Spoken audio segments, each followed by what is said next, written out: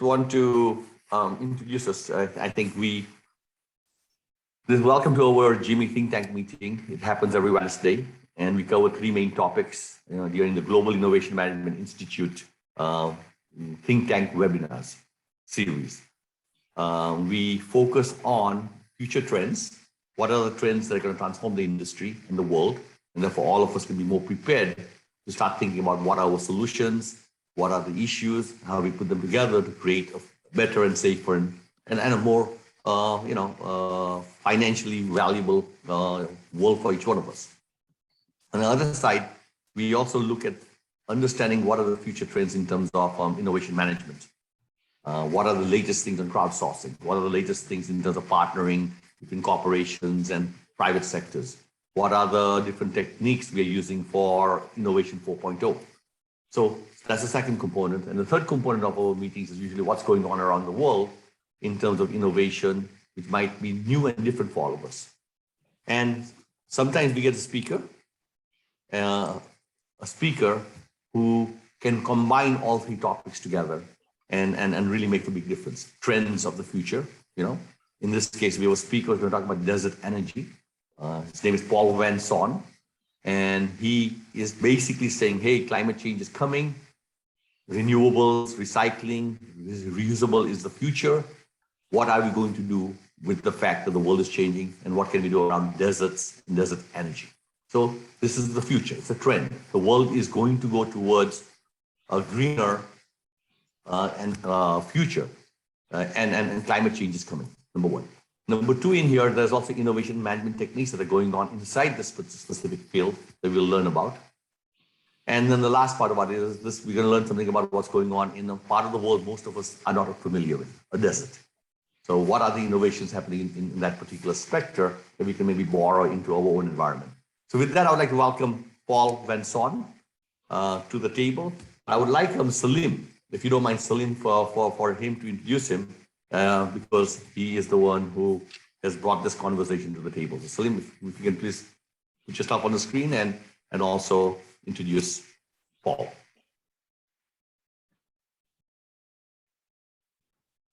You're on mute.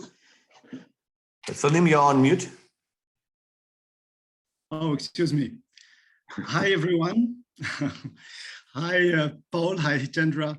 Very happy to be with you and to have the honor to say welcome to Paul in this space, the think tank of GIMI, which is a space, as you said, Chandra, where we are inspiring each other about ideas for progress in general. And I'm really happy today to assist to this introduction of Paul. Paul is a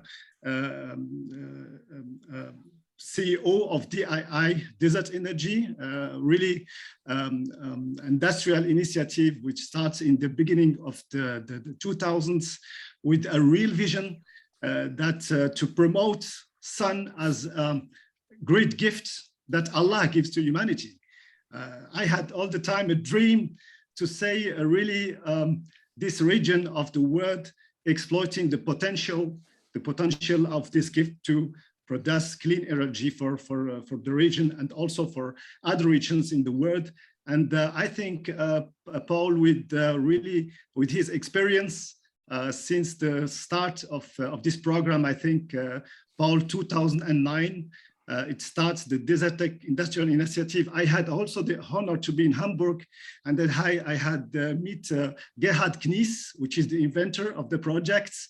And it's really a very, very inspiring project. I'm really happy today. Paul, thank you very much to be here. And we are happy to hear you today. So Paul, just to give you the conditions, we look forward to listening to you present something for 20 to 25 minutes. And then we'll do some Q&A and get questions from the audience. And you and I will have a dialogue also around this topic.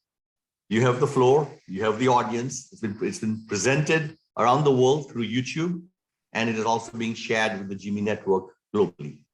Welcome. Thank you very much, Itendra, and also Salim for this very nice introduction. And yeah, I will try to keep it short so that there is room for Q&A. I think it's very important. Let me see how this all works now. Let's put this here.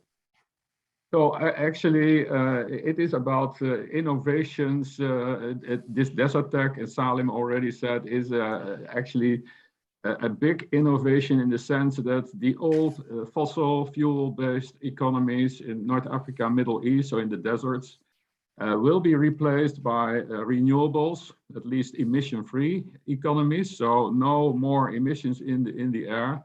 It is, first of all, not needed, and secondly, it's also cheaper. So that is actually this whole idea about this Desertec or this desert energy. So if we look, let me see. And the second, yeah, if you look at the deserts, that is about 15 million square kilometers, the Arab deserts, and there are many more deserts in the world, then only a few percent of this surface of this land could provide more than enough energy for the whole world to cover the whole world demand. The world demand is 150,000 terawatt hours. And this sounds like music in the ears. Of course, this is a theoretic figure, and Salem already mentioned this. Dr. Knies, a scientist, that he came with this idea. And to go from an idea to reality, you have to go through many innovative steps. And I only will highlight today a few of them. Actually, this Desertec, or this group, today we are called DII Desert Energy. We are a market enabler, so we are not the investor or the project developer, but we are a market enabler. So we take care that this market will transform from where they stand today, which is mainly fossil-based, to in a couple of decades to an emission-free energy market. So, and to give you a little bit idea of how it started, like in 2009, we call it today Desertec 1.0, was very much based on the idea to export green electricity from the deserts to Europe. And of course, after a couple of years, we said it makes no sense to start about exporting before you have created a local market. So this second phase, we started in 2014, 2015, was to focus on the local markets in North Africa, Middle East, and to make sure that renewables take off, that they are competitive, and that they take over from in steps in the future from fossils. And that is also was actually very successful. As many of you already know, is that in about 2015, 2016, the cost of solar and wind energy, also wind, by the way, were dropped below the cost of electricity from coal and gas. So it is competitive. And where we are today, that we call now Desertec 3.0, is that the old idea of export combined with the second focus that we had on the local markets. This local market, renewables in North Africa, Middle East, and MENA, will actually become a powerhouse to itself to make the local market emission-free, but also a powerhouse to export electricity or green molecules like hydrogen to the world markets. So that is actually where we stand. And it is in about like 12 years, 12, 13 years that we have reached this, which is actually, I would say, a tremendous surprise to the world and a tremendous success. So we are at the beginning now of a wave of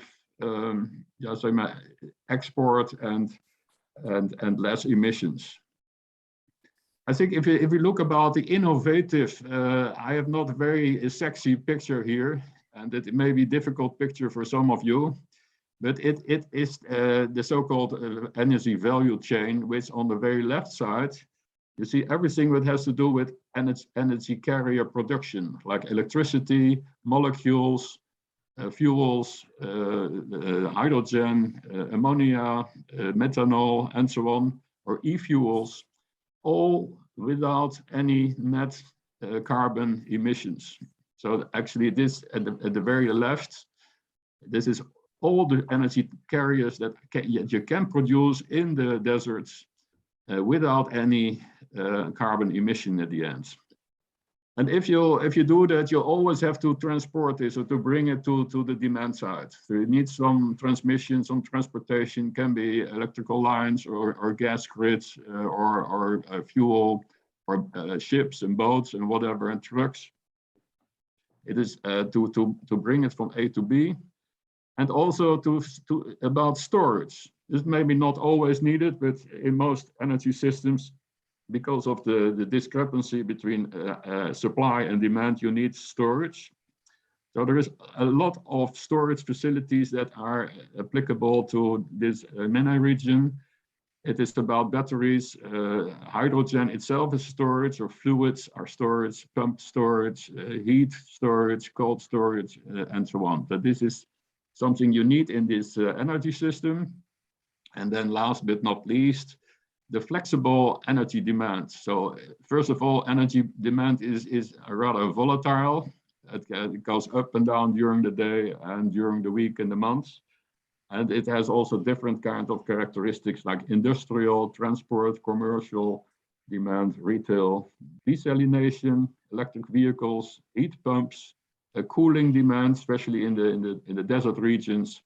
These are all type of demand that you can also influence and shift.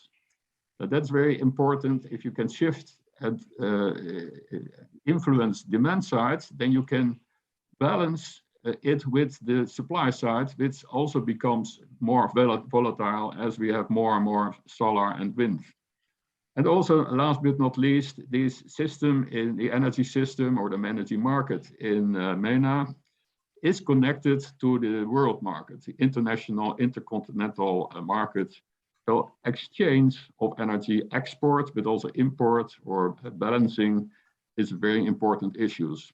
And if you look at this, then the purpose of the system actually at a very high level, put it at a high level, is to reach lowest cost, security of supply, emission-free, and also local benefits. These are the four most important objectives.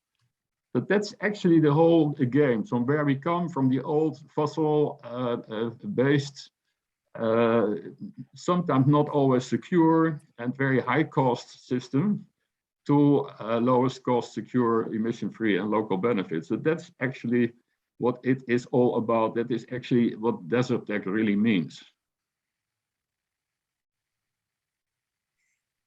So talking about benefits from renewables, you can imagine that shifting from a fossil-based economy to a renewable-based economy has a lot of benefits, which we see nowadays, of course, in the crisis situation in the world with high fossil energy prices. The energy prices and cost of renewables did not change in this whole crisis, and even dropped further partly. And also it has no emissions, so you also are not hampering the climate and the environment. So this is in this sheet a long list of benefits. I'm not mentioning them all because that would really cost a lot of time, but you see that there is a lot of like synergies and lowest cost and benefits to the population and so on and so forth. So that is something that it comes at a sort of premium to this energy transition. Then what I'm quite sure most of you realize is that the last 10 years, the last 20 years, the cost of wind power, so the technology, and of solar power like photovoltaic, and partly also solar thermal, but also batteries and electrolyzers, and in the end of the day also all kind of other technology like transportation and demand side technology, they all came down considerably. Like we see from wind is almost 60% in the last 10 years, photovoltaic almost 85%, Batteries, that's actually in the last, I said 25 years or so, is like almost 100%. So batteries used to be extremely expensive and are now getting really cost effective. This is another picture where you see that in the last few years, how the real projects that we see in the market dropped, and where you also see that most of the projects with the lowest cost are in the MENA region, like Saudi Arabia, in UAE, Morocco, and so on.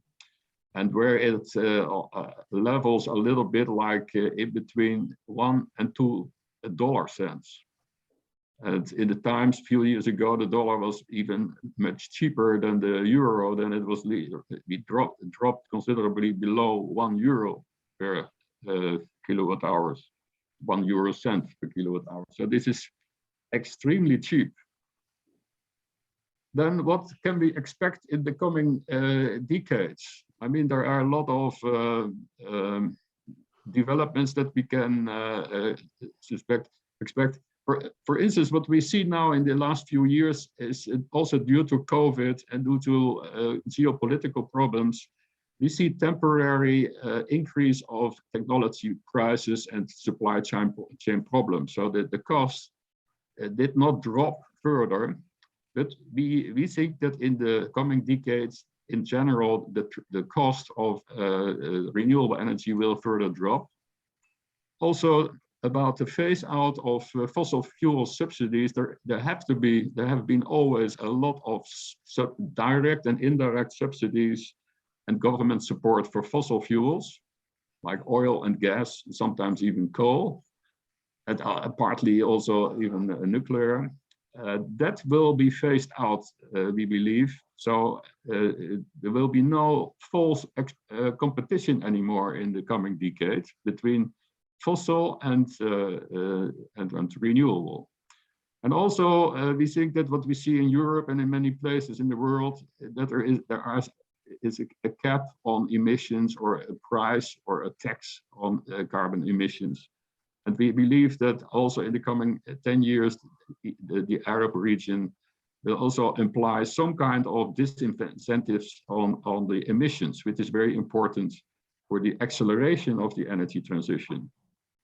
We see also a lot in all countries almost in MENA roadmaps to net zero. And most countries published net zero targets like in 2050 or 2040 and so on. And that is always moving from where it stood like nothing to a very ambitious.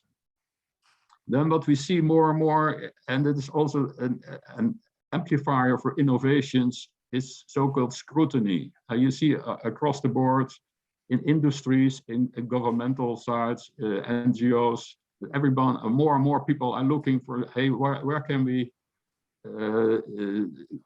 avoid emissions? So there is nowhere to hide anymore for the whole industries. Like until a few years ago, industries could say, well, it is a sort of theoretic problem, but that is coming closer to all industries also in the MENA region. Then the industry should be very aware of the change of or the value of assets. Like if you have a coal plant or a gas plant or a nuclear plant or whatever, then the value of this will change in the new context. So there could be stranded assets or a transition in the assets, maybe guided by governments. But that's a very important issue for the coming years. Also, what we see now, and it has started already a couple of years ago, but it is a very speedy process, is to hydrogen. Because hydrogen, although it costs energy to produce hydrogen, the hydrogen itself has a very large market and can be applied to a large part of the industry. And hydrogen and electricity, or the green electricity-based fuels based on hydrogen, that will conquer the world worldwide. Volatility, we expect that price volatility will decrease, funny enough, because if you get more and more renewables, then prices and costs will become more stable. More countries can produce, actually all countries with solar and wind can produce, not only the countries with a coal or an oil or a gas source. During the day, of course, you have the volatility day and night. But that is the only one. Or with wind, you have some volatility. But the financial sector, we think that that's really a risky thing. The financial sector has been rather stable since 2009, but we see now turbulences, and that may get worse in the coming 10 years. About MENA itself, many people saying, well, there is not much going on, and the region was very late in the energy transition, but we have a database, and our database shows that the installed capacity and also plans, realistic plans of capacity that will come online very, very soon is about or cross the line of 20 gigawatts. And in 10 years' time, this will be much more than this, maybe 100 or even more. And that's much faster, actually, than what we believed in 2009. There are also very innovative approaches, and this is something I will not go into detail, but there is a cable project between private parties, a cable connection of 3,800 kilometers from Morocco to the UK.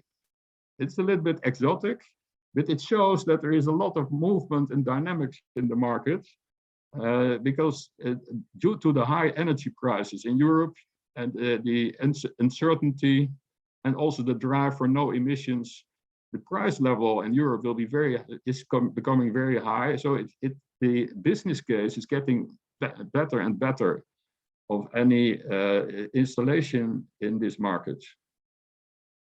Then about the hydrogen market, the nice thing of hydrogen is actually that it connects renewable energy sources with different industries like transportation, heavy energy industry, the building and heating at home, and also and of course the energy sector as in general, and also as a feedstock.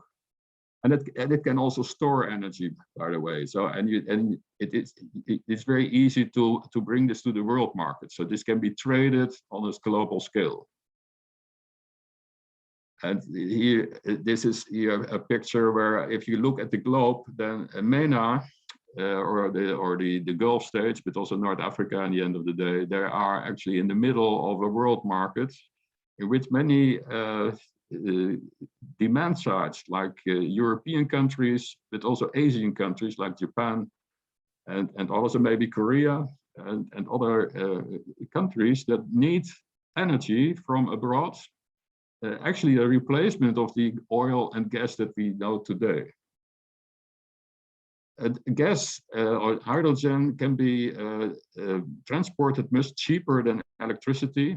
And for instance, you can, in the end of the day, you could transform existing infrastructure, gas infrastructure that you have between like Algeria and Europe, but also between Libya and Europe. You can transform this to hydrogen, or of course, in the future, you may expect a dedicated hydrogen transportation infrastructure between North Africa and also Middle East and Europe.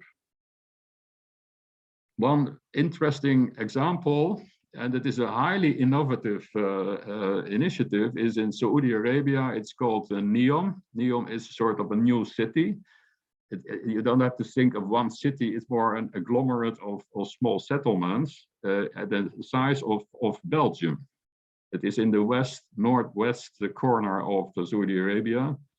And this project started 5 years ago, and the objective is to make this completely emission-free, renewable, and also to produce massive amounts of green molecules. In this case, they are putting their bet on green ammonia, but it could be in the end of the day all kind of e-fuels. And this NEOM has also a very large capital basis. It's something like $500 billion that have been allocated to develop this. So this is something we are working closely together with NEOM, and we see this also as a sort of innovation motor for the region. Then if you innovate in such a market, then you have to do a lot of analysis. What we did a lot is to build analytics or like financial models or technical models to find out like how can we improve the technology. And we call it a toolkit. So there are a lot of knowledge-based elements in this toolkit. And it is very much on cost modeling for photovoltaic technology, solar thermal technology, wind, electrolyzers, storage, and so on. And together with the project basis, then we have a good insight of where you can improve and lower cost and increase output. Then a very important issue in innovation is also that you have always in mind like what is in there for the people in MENA, what's their benefits. And this are a lot of issues here like infrastructure and lands. They can offer the resources, also more stable energy supply. And also the region as such has a lot of capital from the oil and gas. And this is this energy transition is an outstanding way to bring this money into something for the future. Like this much better than to reinvest in fossil. And of course, exports. This region will benefit a lot from exports and also from building up their own industries based on the revenues. So let me see. One aspect is in this innovation is that we also expect the so-called hydrogen hubs or the hydrogen valleys. This is actually in the areas where you have a lot of solar and wind, that you build a whole hub or a concentrated industry around these hubs. So you have wind and solar, and you can produce hydrogen.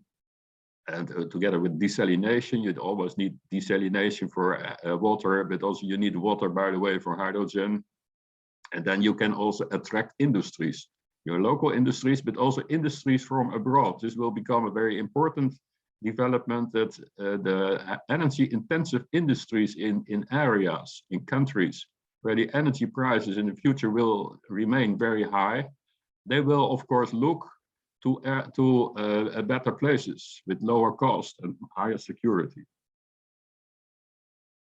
Our group is these days about 70 international companies, international industries. The main drivers is Aqua Power, which is a market leader in MENA, but also State Grid of China and the German steel and hydrogen electrolyzers manufacturer ThyssenKrupp, and then there's a lot of other companies. This presentation can be made available to you so you can see what companies are all involved. I wrote together with the journalist in 2019 a book about this desert tech, so that you can see this crazy idea which not many people believed in, how this went through all kind of turbulences and how it got to where we are today. There we see a lot of innovative ideas, not only in the technology, but also innovation in the sense of public-private partnerships to bring these big transitions ahead. So, of course, I can recommend this book. It is not only in English, it is also in French and German. Just to conclude, so that we have some time for the discussion, I think MENA is a late starter in the energy transition, but it has the best cards to become the most important innovative green energy powerhouse globally, because it has the best cards for becoming this winner, this powerhouse. And then hydrogen and e-fuels will actually accelerate this this development, because there is so easy to develop world markets for hydrogen and e-fuels. And this region will, what they are today, here and there, you have, of course, this oil and gas and LNG.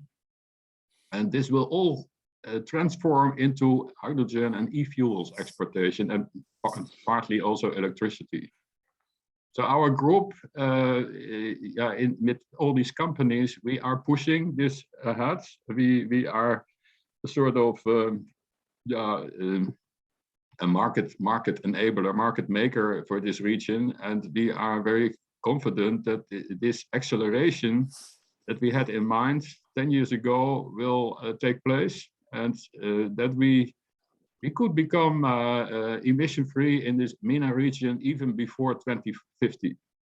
So this is a little bit my input for the Q&A and for the discussion. Thank you very much. Paul, that was excellent. Thank you very much for your presentation. Let's stop the presentation. Let's get the talking heads up. So there you go. So Paul, you and I have the stage right now. So first, great presentation. Let me try and summarize some things I learned. It's clear that the world is trying to decarbonize. And we are seeing it in transportation, we are seeing it in energy, we are seeing it in chemicals, we're seeing it in all industries. There's pressure to do that. There is also abundant energy from the sun. The sun is a fantastic source of energy, and it's almost unlimited in our lifetime. It will go on forever. And we are tapping into a little bit of it. Earth naturally figured out how to tap into the energy through plants, and was able to take that energy and convert it into sugars, food, and other things, and eventually oil, as we are using it in carbon and other things. And now what you're saying is, why can't we do what biology has already been doing for a long time, where they get energy from the wind or the sun, in terms of photosynthesis and other things, and do that. And then you make the point of the desert being empty, and so it's a land that nobody's using. So why not use that land to capture the sunlight or the wind, and then convert it using existing infrastructure for distributing gas, distributing things to Europe and other markets, and voila. It sounds simple. It sounds great. You know, it just makes sense. So I think first and foremost, great simplification of what is a very complicated idea is what you have done, and you made it easy for us to understand. And then the idea of course, where are the molecules which creates carbons, and removing those carbon molecules wherever you can is fantastic. My question to get us started really is this. When I look at all the big industries, I work with cement, and I work with steel, and I work with some of the big companies, there's a big component of their whole income statement, which is energy. And that energy is where the cost is. So energy is actually a unit of money, or energy can be used to convert everything in the world into food, into chemicals, into steel, into everything else. So the unit at the end is going to be energy. And the journey you're on is saying we can actually get free energy from the sun or the wind and everywhere else. So where on the value chain, if it suddenly becomes free, and you can build all these energy systems using the energy that comes for free, so therefore you should be able to build more wind farms with them because it's free. Where is the money on the value chain going to shift? Is it distribution? Where is the real money going to be made on this whole business? Because the value chain has to change. Yeah, so you asked actually the question on where's the margins in the energy chain? Is it on the supply side, on the transmission side, on the storage side, on the demand side? Well, at very high level, as you know, in value chains, the margins always shift around. Like there's in the times that there's shortages of supply, then the margins in the supply side are higher. If there is an overcapacity, then the margins are on the demand side. Like I already said, that in the fossil time, we had very large price swings because of many factors, including geopolitical factors.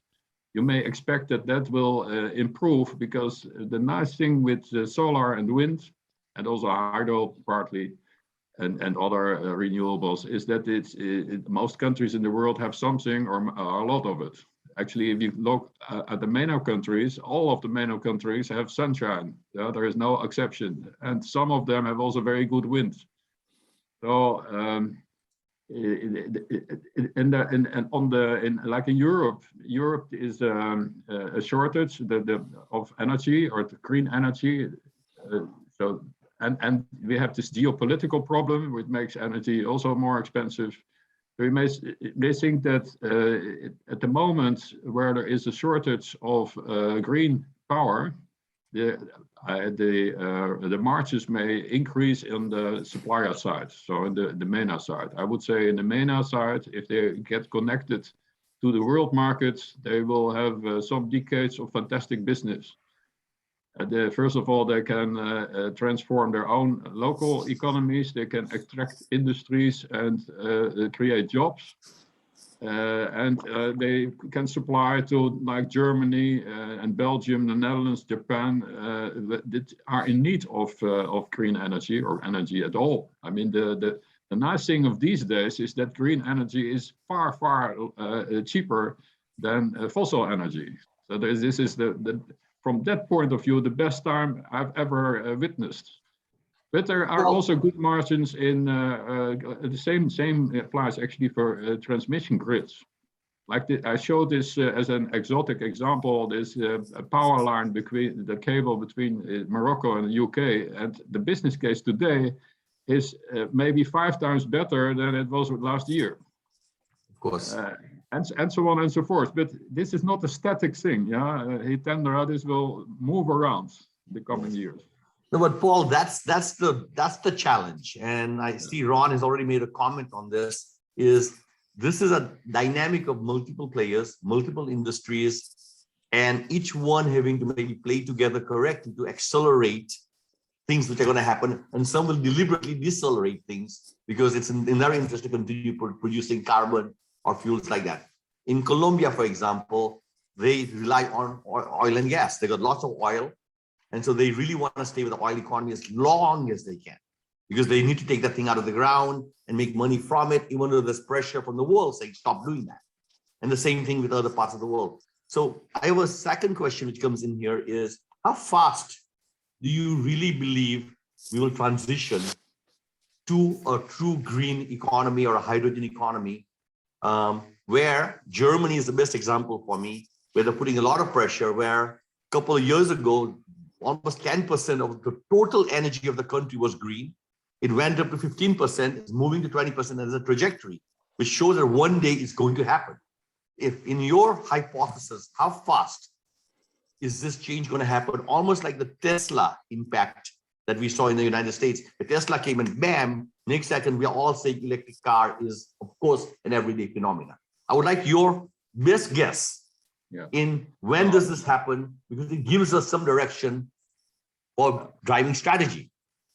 Well, I tend to I tend to disappoint always people that ask this question, because I have no clue about the future, and that because I learned when we started in 2009, we were called idealists or crazy people. Then we said that only a few percent of the European energy would be green from the deserts.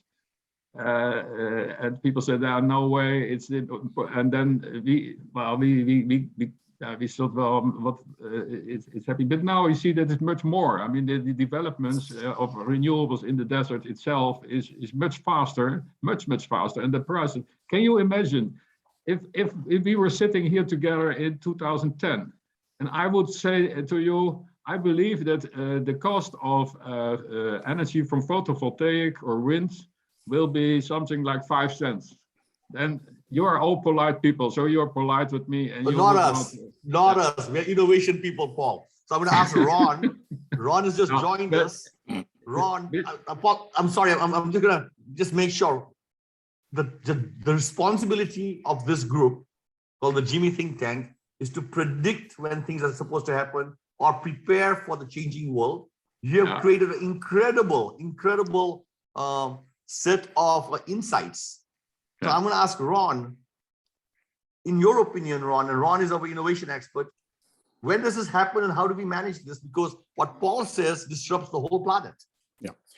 And certainly I see, and this is Ron Jones, certainly I see in Paul's presentation I have to accept it as kind of accurate on the fact basis and optimistic on maybe some of the forecasts. And there are a collision of events and trends that have happened just in the last 12 to 18 months that make this an incredibly advantageous time to have lots of the players who previously were worried about stranded assets or worried about their own competitive advantage or other isolated things to say, we've got to move and we can move now. The technology's arrived, the cost curves have intersected, and it's time to do it now. And so my belief is that we're at the classic tipping point now for a huge shift. And yes, there are going to be people who end up with stranded assets. And yes, there's going to be financial repercussions on those entities. But the benefits so outweigh those, in my view, from what Paul has said, that we need to put together, and we as GIMI, I think, would like to help use some of our, what we call Innovation 4.0 tools to really advance the state of understanding of what this means. So that means advanced simulation of multiple scenarios and options and real options and what they mean. It means visualization and virtualization of those options so that people outside the energy industry can really get it and understand what it means for them and their community and their industry and their family. And lastly, gamification, so that you can really lay out the playing field and the players and game it so that you can get a preponderance of the players on the winning team to push the ball over, essentially, but to really move it very rapidly downfield. And it's not a Hail Mary. This is something that is, to me, an incredible powerhouse with just lots and lots of things going for it. And I'm hopeful that we can help, we as GIMI can help Paul with making the powerful arguments to accepting to lots of the players who may have in the past been skeptical. Yeah, but I like Ron, if I may, we don't have to convince anyone anymore. That it changed completely. In the first 5-6 years, we had a hard time with the uphill battle because renewables needed subsidy in those days. But that is gone, and now they are competitive. So the only thing what we are now doing is helping with the upscaling. It is based on market dynamics because so Paul, I'm going to challenge that. I'm going to invite somebody else to jump in here. Rodrigo Castro. He is in Dubai and he's working autonomous and robotics to extend the extraction of gas and oil in the Middle East. And he says, we are not going to stop. Rodrigo, you guys are in oil and gas and you are in carbon. Why do you guys think you have a future for the next 10 years? While Paul says it's over. Bye-bye, game over. It's gonna be over, but not so soon. So let's say we still have like 3 or 4 decades of still oil and gas production, but of course there is a big shift to the renewables market.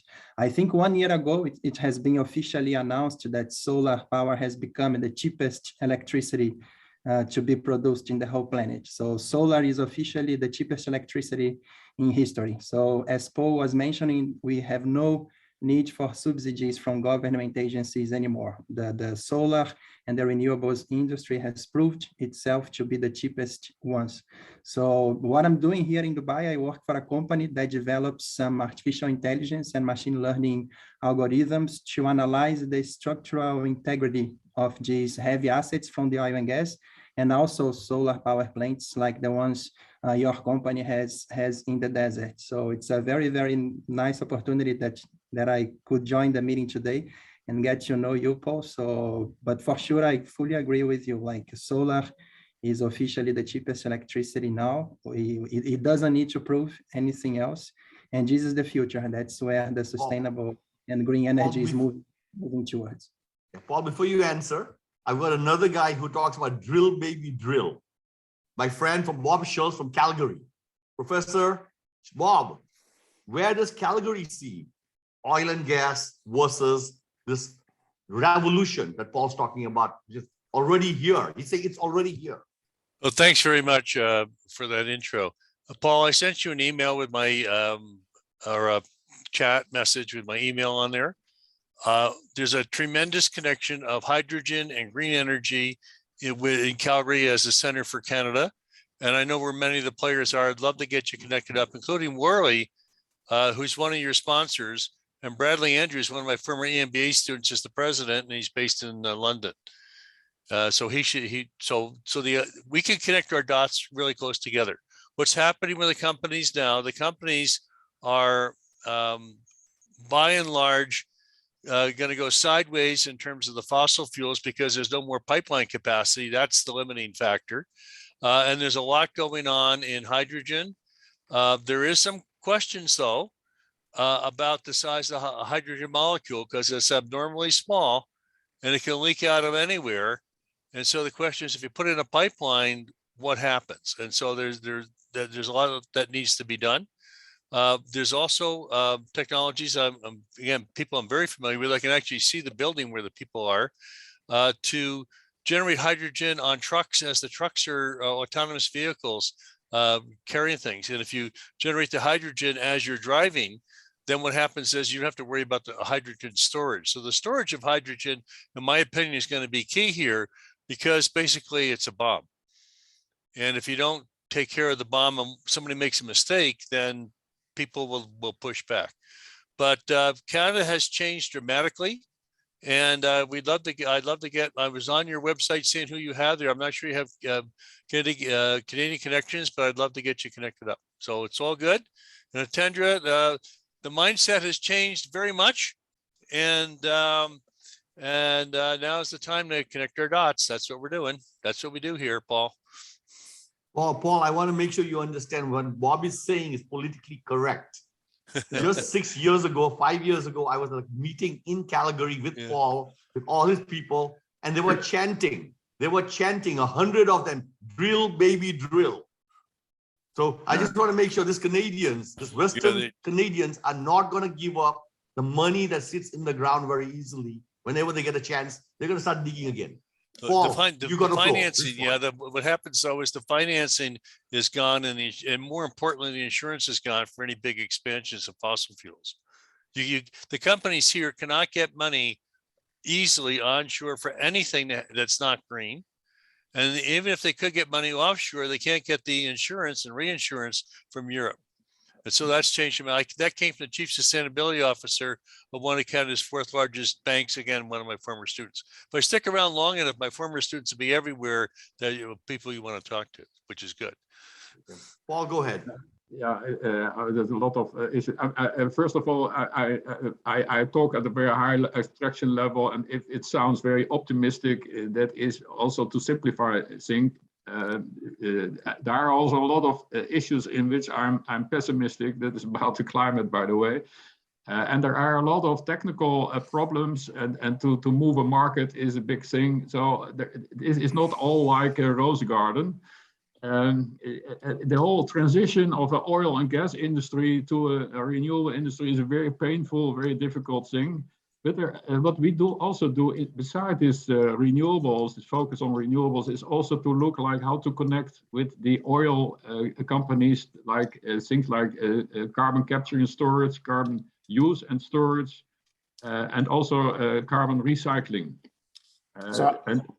And that gives also hope and connect, because we are not going to fight with the fossil industry, but we try to move the whole industry to an emission-free world. That is the number one. Yeah. So I would hypothesize, at least from work we do in the broader industry, that there is no more relevance to the oil and gas industry. There is incredible relevance to the energy industry, of which there are still some oil and gas companies who are trying to be the last one standing. But Exactly. there is no oil and gas industry. There is no future of that industry, but there is a huge future for the energy industry. And what we should be doing is talking about the internal transformation of the energy industry to get everybody on board. This isn't oil and gas versus renewables. This is a growth of the energy industry and a kind of getting as many people engaged in that as possible, even though in the past they may have been totally focused on fossil fuels. Yeah. Good. I've added Antonio to the call. Antonio, you're there. I can see you. Antonio is a futurist, and he helps create scenarios of the future. Paul has provided one trajectory of where the world is going. Ron is saying it's not going to be that easy, and I think Paul agrees with that as the changes happen. How would you take scenarios and future foresight to help us understand how to navigate all of those things together with the gamification conversation that Ron is talking about? Well, thank you very much, Paul and Itenda. Thank you very much for the presentation. I've been working a little bit in the energy sector, mainly because, as I don't know who said it, throughout the sectors,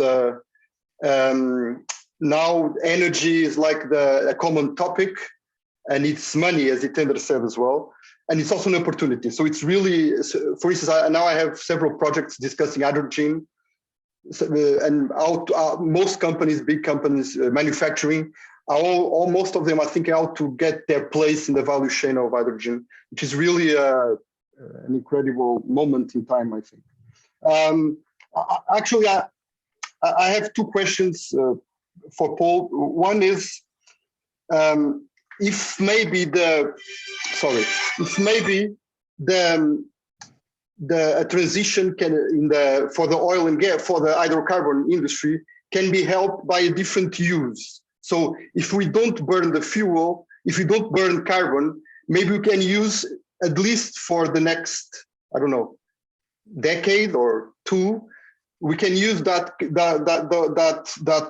raw materials, fossil fuel, to another, let's call it more noble uses that don't burn the carbon, and that could help the transition. And there's a big discussion if we can, at least for now, consider that green or not. That was my first question. That can be important also for the transition. And the next one is about volatility. I don't know. It's very interesting, Paul. I get your point. In the long term, we expect lower volatility in the market because there are a lot of players. Power is distributed. Everybody can produce these local, decentralized networks. But let's put short and medium term, probably is the biggest structural transformation of our lifetime. So I would like to if you can go a little bit deeper in terms of how you see at least this huge transformation of the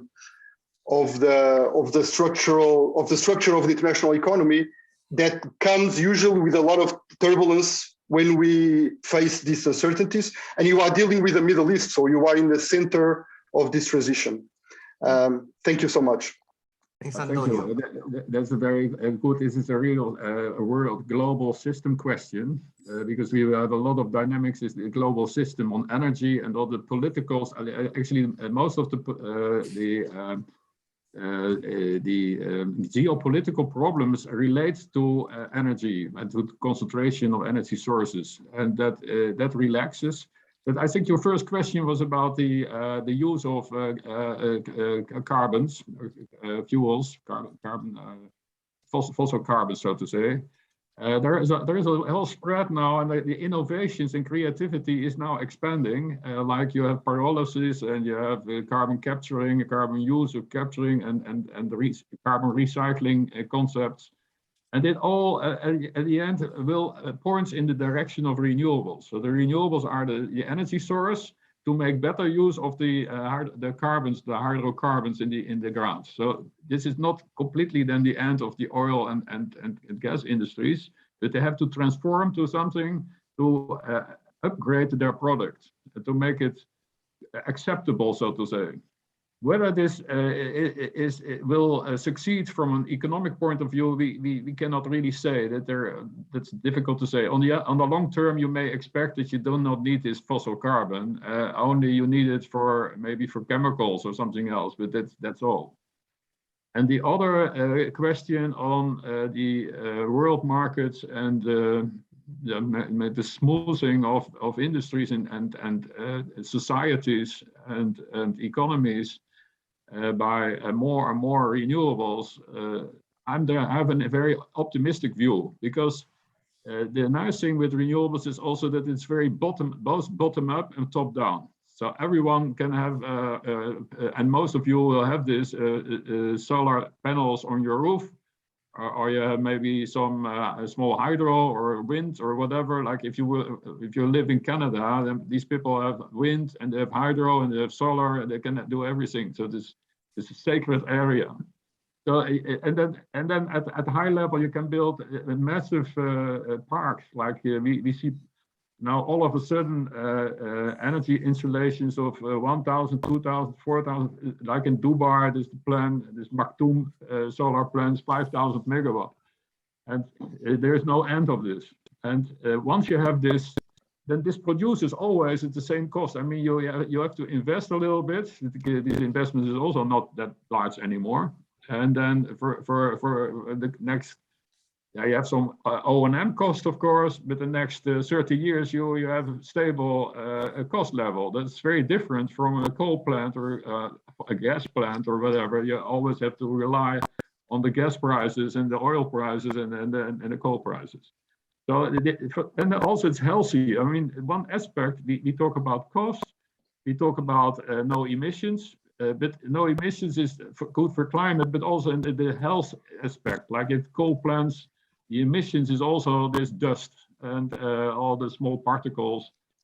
So the health, like in cities, in regions, this is so much cleaner and healthier. Great. Paul, it does seem to me, Atendra, like the what's happened dramatically, and Bob was referring to this too, is the risk and cost of investing in fossil fuels has gone up dramatically just within the last year or so. And that is particularly, and maybe only true, of fossil fuel companies who have extensive investments in oil and gas licenses and fields, exploration fields.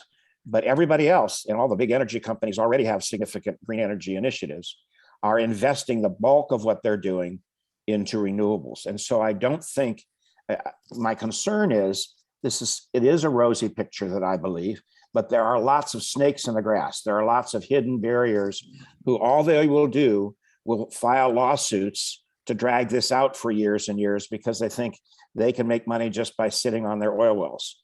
So I think that doing these kinds of simulations, gamifications, visualizations, et cetera, can help sell this and dramatically accelerate our trajectory through this minefield of snakes. Yeah, I like that. Paul, I'm sorry, I'm going to ask Dan to ask his question also. Ron got a comment in, but Dan's got a question, hopefully, that Paul, you can actually address. And this is the last question, and then we'll try and wrap it up. And then you can also summarize. Yeah, my question is I had a client who I was helping him organize a project to build a municipal power plant in a city in the Midwest that was run by the leftovers of cows. The idea would the farmers would pipe the leftovers to the city would generate methane, use that for the electricity in the town, and pay the farmers with, with the fertilizer that they needed to grow their farms. It didn't work. It was too soon. It was the wrong people. The person involved had a little problem with his nose, but which is common. But I'm wondering, I heard you talk about projects similar that are starting to happen, that looking at one of the major causes of greenhouse gases, which is agriculture, and looking at using that in a way to actually help with the generation of electricity. Yeah, okay, man. Also the biogas and the agricultural waste is also a source of energy, and you should use it. Actually, this is not. I'm focusing on MENA, the North Africa, Middle East, where this is not really the main subject. But in some parts in the world, I would say I would call this, we have to fire on all cylinders in the sense of no emissions. Yeah? Everything that can produce energy at economic conditions without harmful emissions, you should do it. Yeah, I mean, and your example of biogas or agricultural waste-based energy production is a good one. It's a very difficult one, by the way. I did these kind of projects myself 25 years ago. It was in a time that the technology was not very mature, because you have a lot of very nasty stuff in this litter,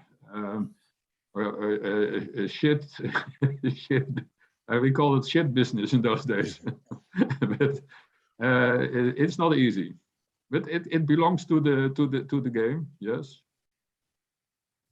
Well, thank you, Dan, for your question. Paul, let me try and wrap some things up, because we've used the hour up, and I think you've caused a lot of provocations in the conversation, which is fantastic. Great talk. Couple of things for everybody to think about. In summary, from what I've heard, it looks like the green economy is here. Wind energy, photovoltaic, sun is getting cheaper and cheaper, to the point that oil and gas is getting kind of prohibitive. Right. There is going to be resistance to that change for the existing industries and the people who own those things. That's what Ron talks about. And there's an opportunity for people and those industries to relook how they're going to actually make the transition quickly. If they don't transition, game over for them. We don't know exactly when, but it could become faster than we imagine. So that's the second part. And then every industry after that is being impacted in the logic that Paul just presented. If you are making cement, you're making steel, you're making fertilizer, it doesn't matter, you use a lot of energy to make those things. That energy better be green or decarbonized if possible. And so you got to think about that also, and see how this changes the way you think. And again, think of the clusters, the cluster theories, that where do you want to be close to? Where are those next green valleys coming? His idea of the green valley is the same as the hydroelectric plant, where the aluminum plants used to be right next to it because the energy was cheap.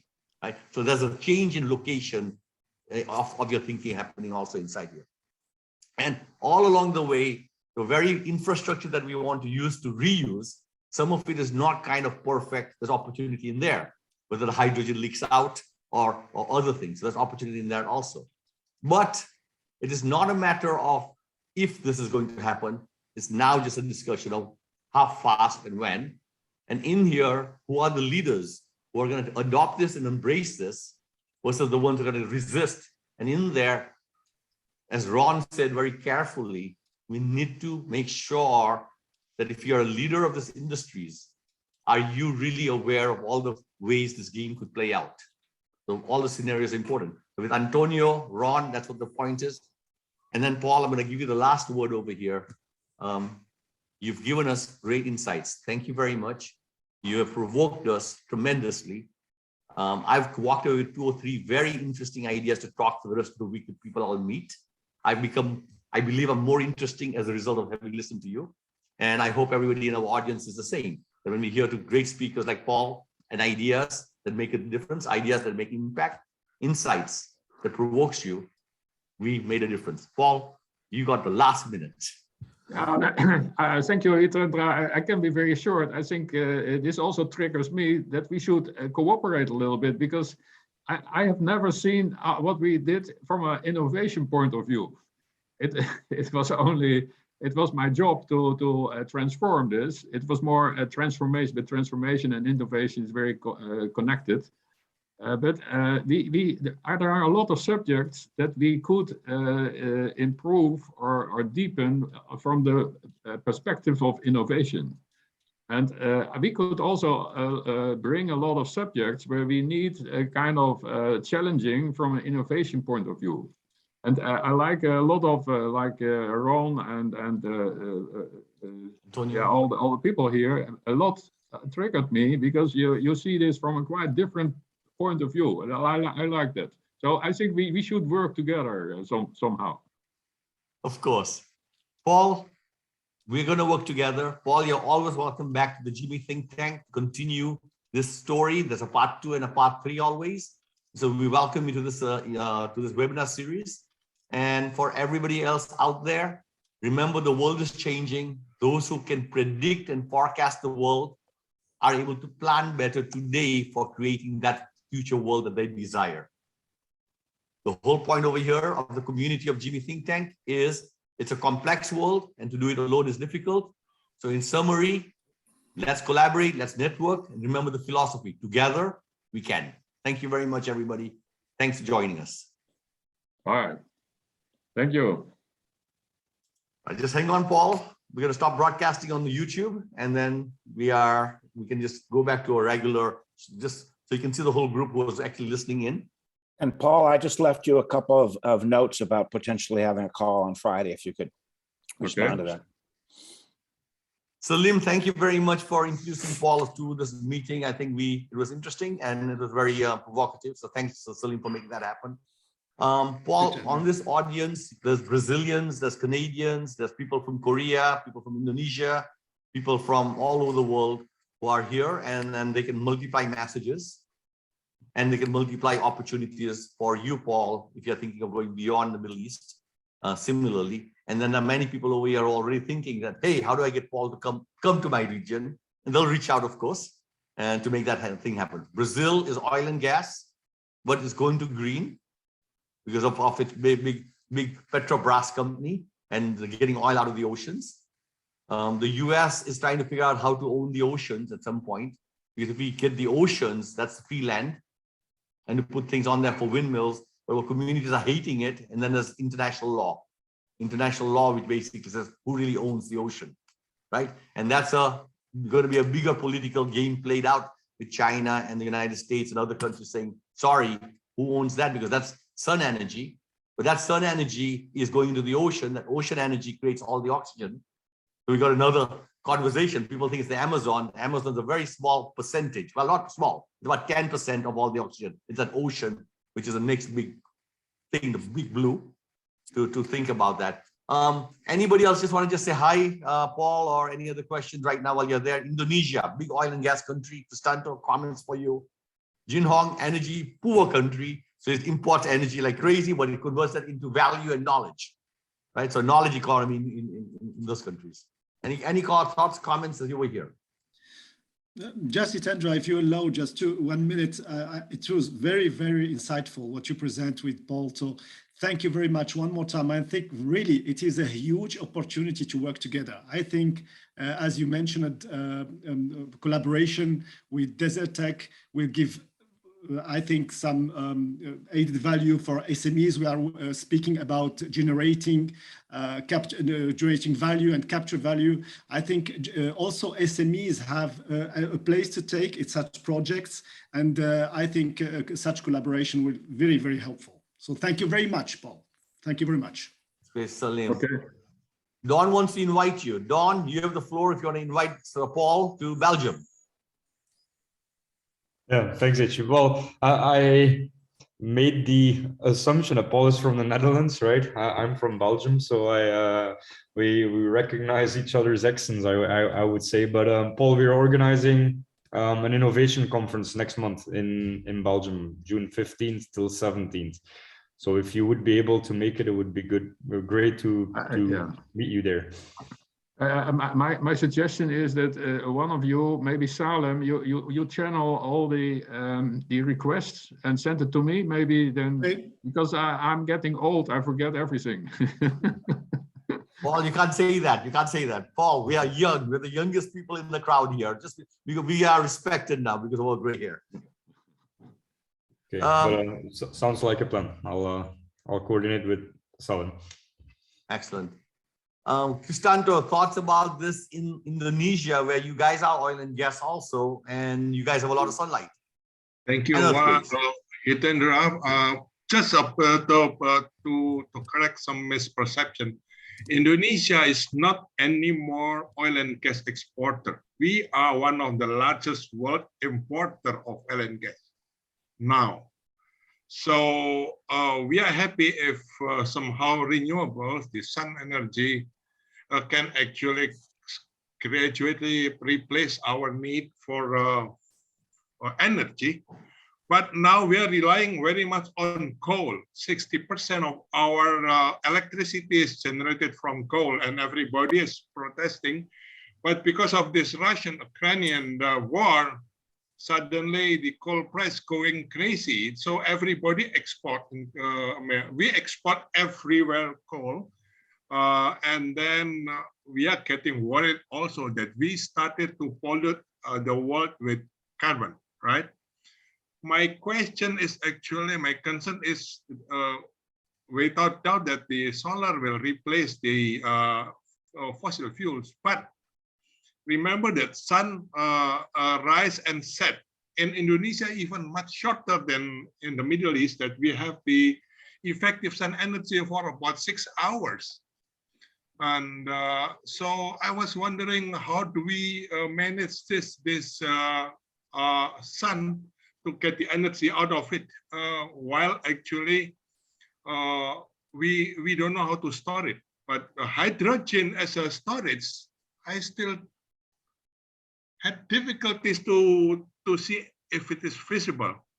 So Paul, if you could explain and help us on how to do that. Thank you.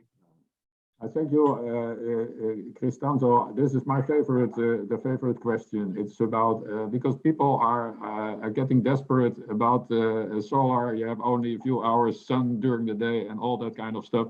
The first solution is at the demand side. Because like in Indonesia, you have a lot of demand, like cooling demand, air conditioning and all that. That is very easy to store. The storage of cooling is the easiest thing. You can produce during the day ice or so, and then you can use that for the evening and the night. So you can smear out the load curve. Electric vehicles is another thing, and industries could also shift their production and so on and so forth. The most important thing is a good market signal, like the price signal. If prices get higher, if there is less sunshine, then people will make use of that and shift their loads to the sun hours. That is number one. Number two is all kind of additional storage, or also on the supply side, you can there should be a spectrum of power generation, like biomass based or wind or hydro, geothermal, and so on, to smoothen this. So you have to see this from a system point of view. There is no concerns. I would not be concerned in Indonesia. Indonesia has much more energy that people can consume. So it is only organization. That's true. Paul, that's great. So Paul, just so you know, we meet every week and we talk about different things. Sometimes it's nothing to do with energy. We had speakers on cryptocurrencies. We had people speak on topics like the future of transportation, the future of automotive, and all those things. And they all kind of intersect each other in reality. People, if they really step back, they'll see there's ideas that you can use in your own industries. And so please feel free to come back to this every Wednesday event. We'll put you on the email list if you like, so that you can join us, right? And then if you can join us in Belgium, that'd be fantastic. We're gonna have all of us are gonna be there. And I'm using the word all of us as I look at each person in here. We should be seeing many people over there. And what we do in the second half of this meeting is just catch up with each other, saying what's going on in their respective parts of the world. And the last 10-15 minutes is just checking in with our GIMI members if they're still around. So just want to let you know, we're going to kind of switch gears a little bit and check in with people. So Antonio, you have an announcement that you have to give right now for forecast. You're trying to fill classrooms. Yeah, well, yes, we have the level 1 Future Foresight certification workshop starting the 16th, from the 16th to the 19th. And yes, well, I've reached out to most of the CTPs, I think, so maybe we can have a chat and see ways of collaborating. And we are very excited for the course and to develop. It's already it's the 4th group that we have, and we are also pushing. It's also a good way of, developing the individual certification stream, then also to open, and as we are open, the organizational certification also. So yes, so if you have an interest, even if not for this course, we'll be happy to have like a 30 minutes chat and discuss a little bit the ways of collaborating. I wanted to highlight something, Antonio. There's a partnership emerging in Dubai for the university. Yes, we have been for almost 2 months negotiating with one of the, I don't know if it's the biggest, but probably the biggest engineering school in Dubai for a large. But let's see. I don't want to make the party before the deal is closed. But we are pushing with SIA partners there. Yes, with Cesar and Rafa. Yeah, I just want to kind of give them, because you got to start thinking about it. So thinking about it is, this university is want to train future students with future foresights. And yes, the idea is in the thousands per year. And what we are negotiating is training for, training for professors that already have some foresight skills. So it's a shorter, let's put it like this, workshop and training. Then for new professors, and then for curriculum validation, and that's part of the package that we are negotiating with GIMI and SIA, so we can do it in a recurrent basis, and we hope that we close that deal soon, but it's still not closed. But that's what we are doing. So they already have some experience with, some professors have some experience with foresight, but they want they are looking for a way of putting the machine into movement in a permanent basis and to get certified, both the professors and the students. Yes. Thank you, Antonio. So for everybody, this is a prediction of where the future is going to go. The societies are going to be emphasizing that we need future thinking individuals. Universities are going to start and putting that as an incoming thing for students. The last 10, 15 years at the Health International Business School, we were creating micro videos around trends. And we would say, students, you need to know this 10 trends so you can kind of forecast the future. And we were creating micro trends of this as a requirement for MBA students. And now this ability to intersect those trends together to create scenarios is beginning to become a understandable art, and is going to be taught. And so if we can put that as a upfront course for growth mindsets in every university, now you've got a potential to do a lot of interesting things. So put the seeds in, talk to Antonio, and see if you can bring that in your own universities in your local areas if possible. Any other announcements? Dawn, you have Belgium, any announcement that you need help in right now from people? Yeah, I got the request from the largest virtual networking organization in basically Europe, actually. They're looking for a marketing expert that is interested in joining an expert panel on June 14th on this virtual platform. There's every single time at least 300 professionals participating, setting up over 1,000 meetings there as well, but they're looking for an expert to give to participate in a panel discussion. So it should either be like a marketing expert within a big corporation, a marketing expert involved with a university, so a researcher or a journalist specialized in marketing, or somebody who's actually developing a new marketing related tool, like a startup or a scale up. So quite specific. but yeah. Got it. Think to Steve Wyatt. He knows a lot about marketing. That's his strength that he was pushing on. Julie's with us on marketing too. And there are other people on marketing that we can go to and ask them if they would like to join this panel also. But let's spread the message on that as much as we can. And then any other things going on in other parts? Erila, Larissa, training CIPs, CIOs. HB, well, the next CIP will be during the Innova Flanders. So we're actually trying to promote it as part of the ticket to Innova Flanders. So there's no like different training going on at the same time. Okay, so big training, Innova Flanders. If you're not there, you're not there. If you're there, you're going to be around with the greats, the Antonios and the Bob Schultz and the Ron Jonashes and the Erilas. And so either you are going to be seen or you're not going to be seen. I hope you're going to be seen. I know some of you are already finding excuses before we even start, but we are not the innovation people if we do that. Innovation people make things happen. You are the guys who are going to make things happen. I'm looking forward to seeing all of you there. That was a little bit of a unacceptable that you will not be there. Couple of announcements from my side from GIMI as to where we are going. GIMI Kids, GIMI Impact that Erila has been working on and driving in Canada is going to come out into a product and a program. So Erila, we should 3 to 4 weeks from now have a presentation on GIMI Kids, or GIMI Impact, so that everybody knows what we're doing with GIMI Impact and spreading it around the world. And I think this is a pretty big program. It's already having a lot of traction in Canada, in one of the most demanding school systems of the Waterloo area of Canada. It's having good traction. So this is really good stuff.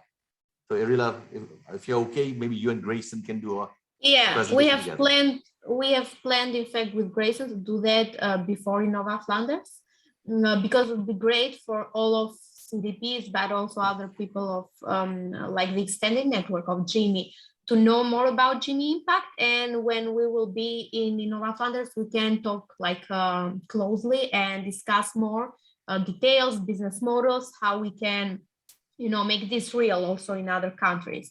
So for sure, we are going to do that. And another note that I want to emphasize is that next time we will have Dawn discuss more about Innova Flanders, and maybe we will have 1 or 2 speakers that are going to be in Innova Flanders, just for you to get a sneak peek of what is going to happen there. So it'd be good for everybody. You spread the word, to other people part of your network, so they can get a snapshot of what is going to happen in Belgium. Okay, Paul, thank you very much for being here. Thank you, Paul. We'll connect with you in a couple in terms of what we want to do next, perhaps together. All right. Okay, bye-bye, Paul. Thank you. Thank you very much. All right, Erila, thank you for that.